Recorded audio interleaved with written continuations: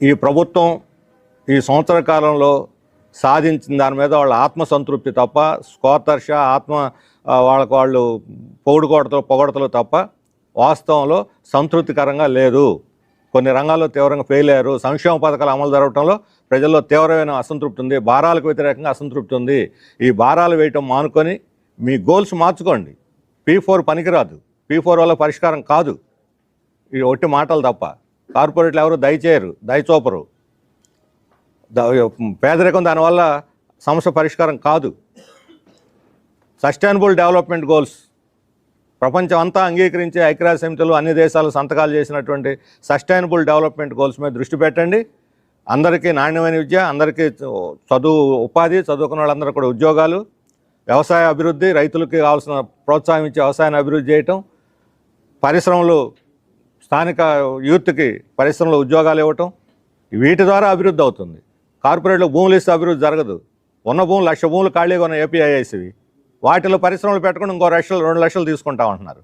ఏం చేస్తారంటే పేద రైతుల దగ్గర పొలం పండించి కష్టపడే రైతుల యొక్క ఉసురు తీసి కార్పొరేట్లకు పందారం చేస్తారా? ప్రభుత్వమే భూమాఫియాగా వ్యవహరిస్తూ ఉంది. భూమాఫియాలు ఇంతకుముందు విడిగా ఉండేవాళ్ళు, ప్రభుత్వం అండతో ఉండేవాళ్ళు. ఇప్పుడు ప్రభుత్వమే భూమాఫియా పాత్ర అవతారం ఎత్తితే ఇక రైతులు దిక్కేమిటి? అందుకని కార్పొరేట్లకు భూ పందారం చేయడానికి భూములు సేకరించవద్దు. సేకరించిన భూముల్లో పెట్టండి పరిశ్రమలు పెట్టిన వాళ్ళ దగ్గర భూములు వెనక్కి తీసుకొని రైతులకు ఇచ్చేయండి. వాటిని పేదలకు ఇవ్వండి. వ్యవసాయం పండిస్తారు, పంటలు పండిస్తారు, అభివృద్ధి అవుద్ది. చంద్రబాబు నాయుడు గారు చెప్పారు కదా, మన రాష్ట్రం వ్యవసాయం వల్లనే జీడీపీ అభివృద్ధి అవుతుంది.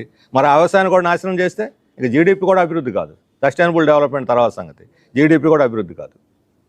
అందువల్ల మొత్తం ఈ విధానమే తప్పు. మొత్తం దీన్ని తల కిందకి కాళ్ళు పైకి పెట్టి నడుస్తుంది ప్రభుత్వం. కాళ్ళు కిందకి పెట్టి నడిస్తే తొందరగా డెవలప్ అవుతాము. అందుకని ఈ సంవత్సర కాలం జరిగిన ఆత్మవిమర్శ చేసుకొని, ఆత్మ పరిశీలన చేసుకుని తమ విధానాలు ప్రజాభిప్రాయం తీసుకోండి. మీరు కావాలంటే సర్వేలు చేయండి. ఎవళ్ళకపోయినా ఎవరినైనా అడగండి, మీ సొంత కార్యకర్తలను అడగండి, అభిప్రాయాలు చెబుతారు.